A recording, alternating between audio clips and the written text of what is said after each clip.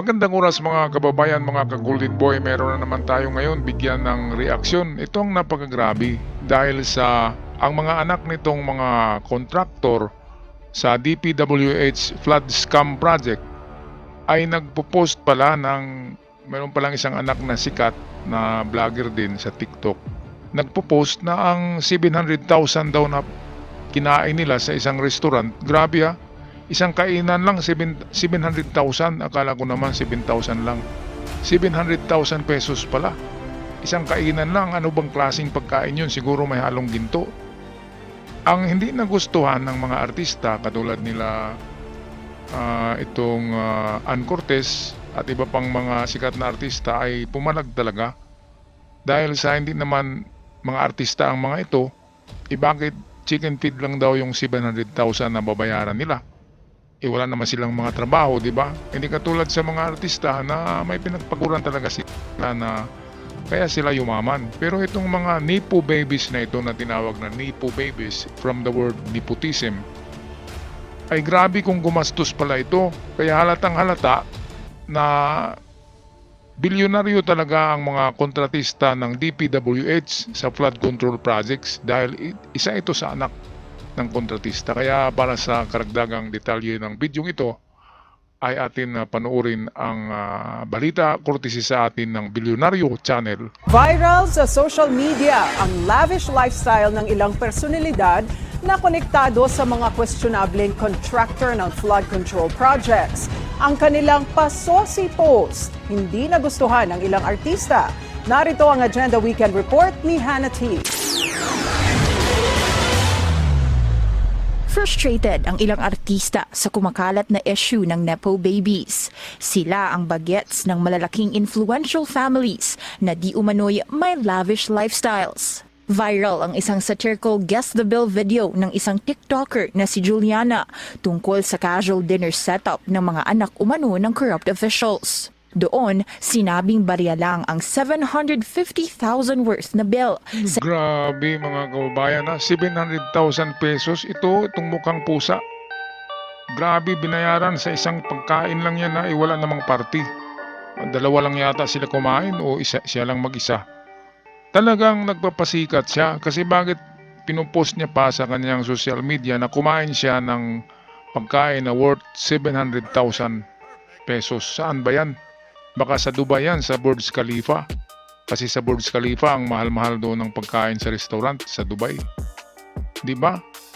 Ano kayang ingredient ng pagkain na yan? Baka merong diyan na 3 gramo. Hindi, sobra. 700,000 eh. So magkano ba ang gold ngayon ng gramo? 600,000. 6,000 ang gramo. So 1 kilo is 6 million. Ilang gramo ba yan? Nasa 10 gramo yata ng gold ang halo na sisuning sa pagkain na yan. Kasi ang mahal-mahal, 700,000. Ngayon nag-flex pa siya, nagpo-post, nagpapasikat na kayang-kaya daw bayaran ng kanyang ama. Ngayon na-discover na ang kanyang ama ay isa pala sa kontratista ng maanumalyang flood control projects ng DPWH. Kaya dito nakikita natin pati pala mga anak nitong mga damuho na to ay naglulustay din ng pera natin. Ipagkain lang 700,000 na, ilang sakong bigas na ba yan kung pamimigay sa mga pobre? Di ba grabe naman? Kumain lang 700,000. Kotse na yan na yung Wigo, 700,000 lang yung Wigo Toyota. Tapos isang kainan lang. Siguro sa ibang bansa talaga to kumain. Siguro sa mga restaurant ito ng mga hari kumain sa Dubai. Kasi napakamahal ng restaurant sa Dubai. Kaya ito, ang daming talagang dinagsa ng comment na negatibo ng mga artista. Kasi ang mga artista, pinaghirapan nila ang pera nila eh. Tapos ito, grabe, wala namang trabaho, hindi naman sikat. Tapos bigla lang sumikat ngayon dahil kumain ng 700,000 worth na pagkain. Nag-iisa lang yata siya eh. Isang order lang, 700,000 na. Grabe, pera ng bayan. Tapos sinasayang kahit sa pagkain. Idudumi lang naman yan. Bakit kakain ka pa ng 700,000 pesos? Sobrang katulad din ito nung vlog natin kagabi na nagsasayaw ng kuratsa na tinatapon yung mga pera. pinagtatapon ng mga pera, inapak-apakan. Grabing mga tao to. Palibasa, hindi nila pinaghirapan ang pagtrabaho niyan. Palibasa, scammer, di ba? Palibasa, ang pera na yan ay galing sa scam. Pero ang pera na yan ay galing sa taong bayan na ini-scam ng kanilang mga magulang, di ba? Yung mga kontraktor, tapos ginagastos lang ng anak.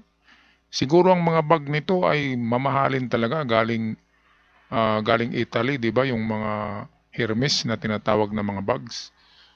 Lahat siguro signature ang damit nito kasi pagkain nga lang ay 700,000 pesos na eh.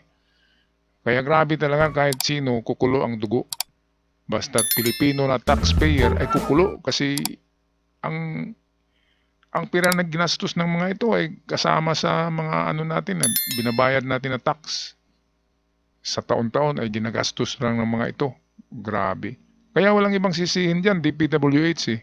Kasi kung hindi yan binigyan ng DPWH ang mga kontraktor na ito, ang mga magulang nito, ay walang pera.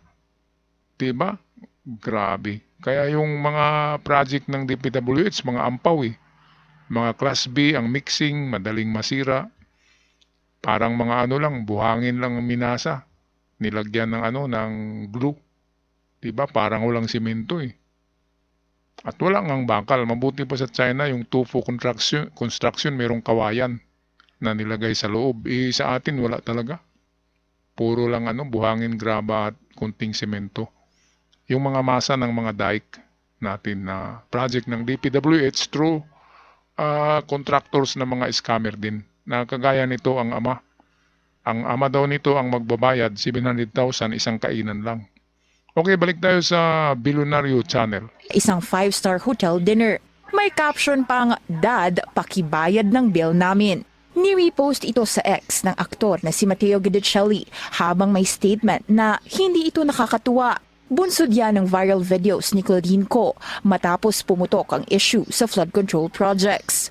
Base sa profile ng pep.ph, anak siya ni Christopher Ko, ang co-founder ng construction na Hightone Construction and Development Corporation. Hightone ang isa sa tumanggap ng malaking share sa pondo ng flood control projects, ayon kay Pangulong Ferdinand Marcos Jr. Tito naman ni Claudine, si Ako Bicol Party List Representative Zaldi Ko. Ayan, so dawit si Saldico dito. Dahil baka nga project ito ni Saldico and din ibinigay doon kay kay Kupag, di ba? Yung kasin pala niya yung ama ng Claudine na yun eh. Claudine Ko. Kaya ay nako, yung nagsasayaw ng kurat sa kahapon, di ba? Sa vlog natin ay Tan ang apelido, Inchik eh. Ngayon ay Ko na naman. Inchik pa rin ang naglulustay ng ating pera. Okay na lang sana kung Pilipino. Kasi kadugo natin Inchik pa rin eh. Kaya grabe talaga tong mga Inchik, no? Mga kababayan. Dalawang nag-viral na pinagsasayang lang ang pera natin. Yung kagabi, inapak-apakan yung pera natin. Tan ang apelido noon, taga Samar. Ngayon, Ko na naman, na anak ng pamangkin nitong si Saldico, ay nako, kaya sabi ni PBBM, mahiya naman kayo. Yung mga kaibigan niyang pinaringgan doon kasama na yata si Saldico. Sigurado may to si Saldico sa construction. Kasi yung kasin niya pala may-ari ng construction na ito nga dawit yung anak dahil Nipo baby, 'di ba? Anak ng mayaman na kasama sa flood control na scam. Okay, so patuloy tayo sa balita ng ating mga kaibigan sa Billionario Channel. Na isa sa mga bumuo ng Sunwest Group of Companies. Sa ngayon, naka-deactivate na ang ilang social media account ni Claudine, pero kilala siya sa everyday luxury videos na kadalasan nakatuon sa food and travel. May reflection naman ang aktres na si Sofia Andres. Mas fulfilling daw ang pag-travel kung galing ito sa hard-earned money. Ayan talaga, matamis talaga ang mag-travel. Tapos yung kinain mo masarap kapag galing talaga sa pinagtrabahuan mo na pera. Hindi yung bigay lang ng ama mo dahil ang ama mo nagnakaw o ng scam. Diba? Tingnan nyo naman tong post niya dito, yung kumain siya. Anong meron dyan? Yung bag ay Chanel, di ba? Sigurado hindi ito piki. Kasi nga pagkain nga lang 700,000 eh. Kayang-kaya niya ang bag na 1 million, di ba? Chanel, signature. Pero pera ng bayan yan. Dinugas yan galing sa Kaban ng Bayan through DPWH at mga kontraktor na TUFO contractors. Mga lugaw ang mga ginagawa para malaki ang tinatapos ang project para malaki ang kita. Grabe, kaya dapat may masampulan dito si PBBM sa mga contractors na to. Tsaka DPWH, yung dalawa na yan. Okay, patuloy tayo sa video ng Bilyonaryo Channel. Videos na kadalasan nakatuon sa food and travel. May reflection naman ang aktres na si Sofia Andres. Mas fulfilling daw ang pag-travel kung galing ito sa hard-earned money. Kaya para sa hardworking gals, huwag daw mag-guilty sa paggasta ng pera para sa memorable experiences. Sa isang mas seryosong tweet, pinaalala naman ng film director na si Quark Henares na kung usaping nepo baby shaming, huwag kalimutan ang nooy issue ng isang lalaking bumunot umano ng kutsilyo dahil lang hindi nabigyan ng prostitute. Patunay daw na privilege leads to impunity. Ayan, sino ba yung lalaki na bumunot ng kutsilyo? Sa Davao yun, mga ka-TH, mga ka-Golden Boys sa Davao. So si Pulong, di ba? Sino pa ba? Matawag din yun na Nipo Baby kahit na matanda na yun. Kasi anak din ng mga nag-i-scam din ng pera ng bayan.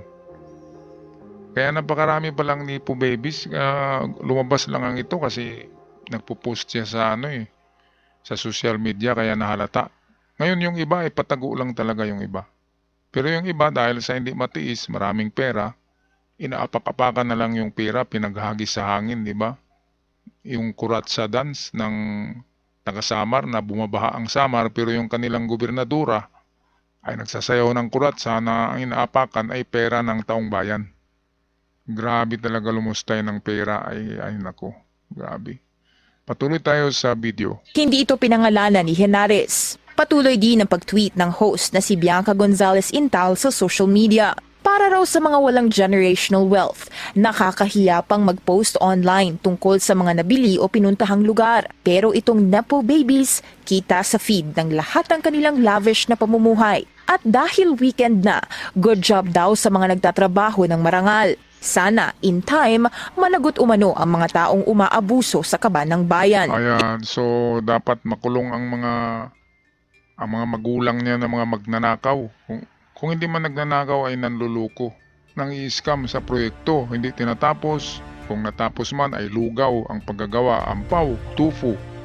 Walang bakal, ang masa ay hilaw. Kaya malaki ang kita. Naku, gabaan sana kayo. Tamaan sana kayo ng karma ng Diyos. Itong mga manlulukong ito, tapos yung pera natin ay isang kainan lang, 700,000 na. Tapos yung mga bag niya, mga Chanel, no? Siguro mga sandal nun, ang mahal-mahal din. Mga pants, lahat. Tapos pera ng taong bayan naghihirap. Grabe. Anong masasabi niyo dito mga kababayan? Pag-comment sa ating comment section. At sa mga bagong nakabisita lang sa ating channel, huwag kalimutan mag-subscribe para palaging tayong updated at malaking tulong na rin para sa amin. Hanggang sa muli, paalam.